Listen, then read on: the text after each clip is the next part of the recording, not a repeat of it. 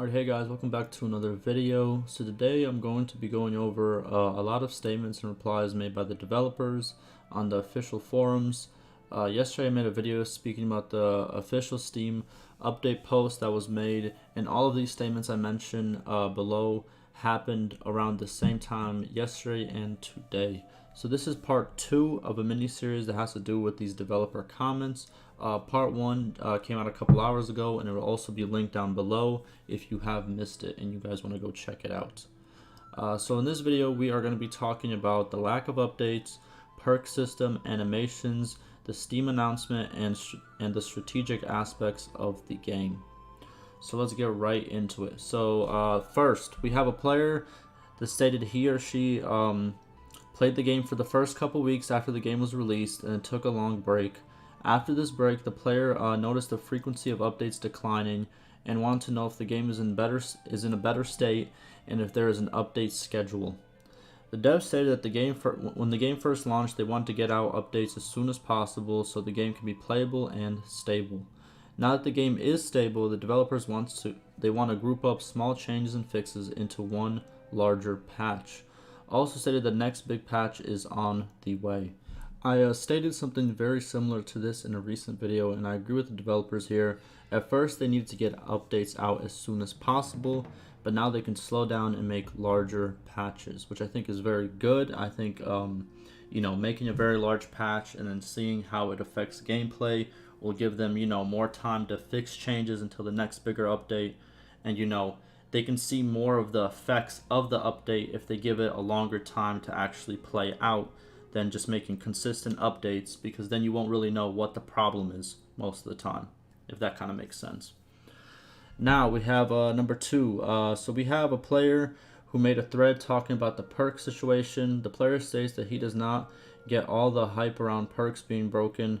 Pretty much what I mean by all the hype is like he doesn't understand all the threads and all the people talking about the broken perk system, and that in reality they provide very small number bonuses.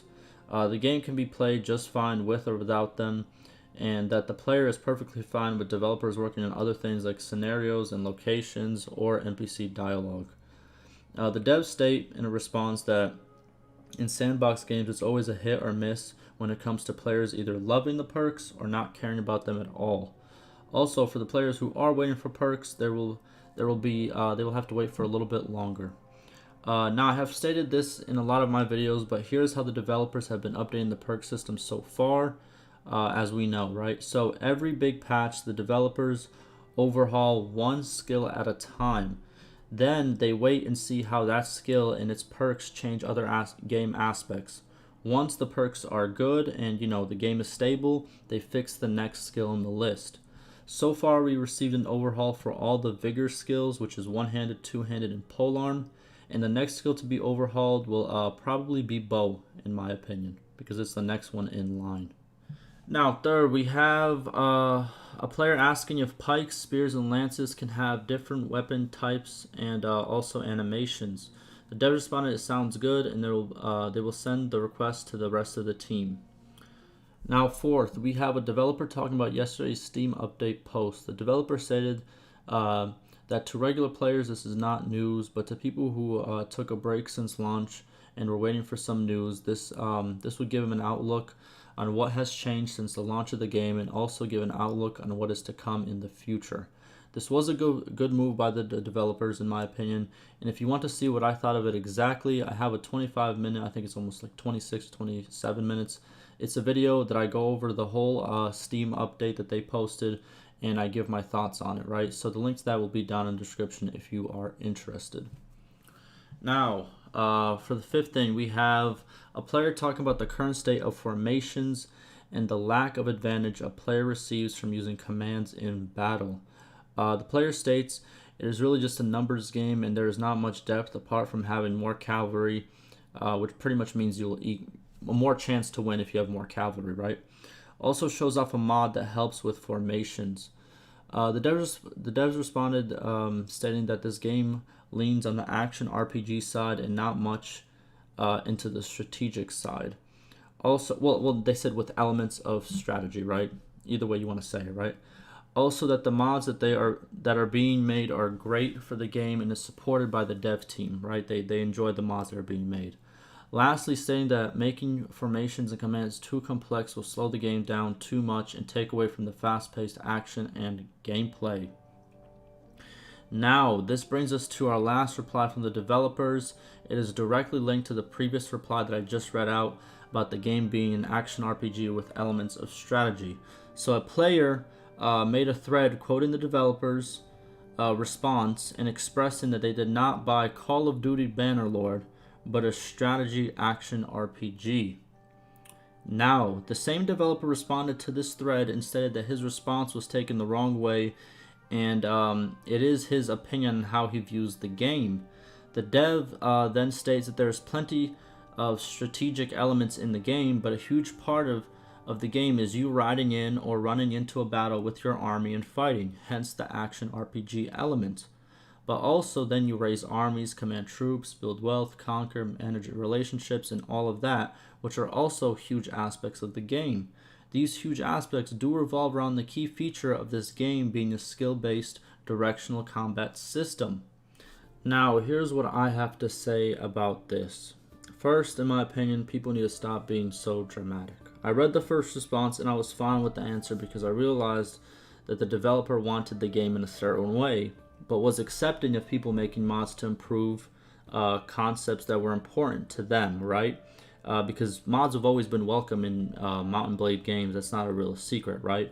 Also, the developer... Oh, sorry about that. Also, the developer never stated it was not a strategic game, but one that learns from that leans more on action RPG, which, if we are being honest, fighting and customizing your character are huge aspects of the game. One of the, two of the most important ones, in my opinion.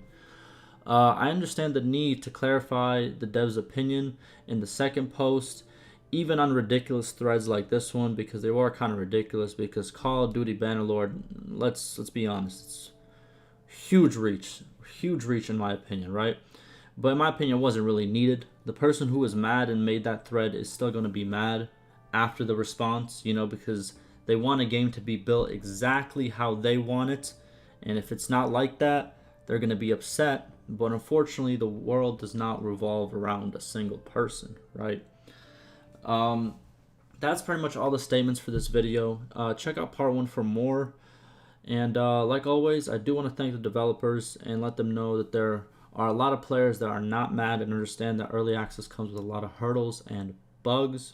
Like always, keep working and staying active on the forums. It's great insight for me and, everyone else who wants to see this game succeed. I do think they are doing a good job, and I understand that people in the comments are going to be like, oh man, listen, how much did they pay you to say this? No, man, let me explain this to you. They work hard and they communicate. Those are two basic things all developers should do. But if you look at a lot of developers' track records, I would say 20% of developers actually do this, right? And that's the problem nowadays, is like, and why early access gets such a bad rep is because developers abuse the early access title by pretty much putting a game out that's barely finished, right? And then not even working on it really, taking forever to make changes. But these developers, they put this game out on early access and they're working their hardest, and they didn't just in the beginning give you a trailer of every single thing and be like, haha, it's all in here, everything's in here, don't worry about it. No, they told you there's a lot more to work on, and it's going to take 1 to 2 years of beta testing to do so. So yeah, that's my little mini rant. I do a lot of these in my videos, but yeah, I'm sticking up for the hard work and being transparent. That's what I'm sticking up for. I'm not sticking up for them because I want some some kind of like partnership with them or something. Like, no, it don't matter to me. I want to be objective, and I want to say the truth in my videos. I want to kind of have, what I mean? Like, I want people to when they come to my videos, I don't want them to think, oh, I'm picking sides. No, whenever I disagree with something that is said, something that's being done, I'll say it. But at the same time, I will respect someone who works hard and, does what they're supposed to, if that makes sense. But also, Like always, I want to state that if you wish to play the game in a more stable environment, please play it on a stable patch. The beta patch is unstable and it is used for testing and reporting. So your mods will break and stuff like that will happen. So also I play on 1.3, you know, and that's a couple patches back, and that's a stable patch for me. So I do have a video on how to revert to a stable patch. The link to that will be down below if you wish to change back. Let me know any other questions you guys have or any other concerns. Thank you for listening, and like always, stay safe.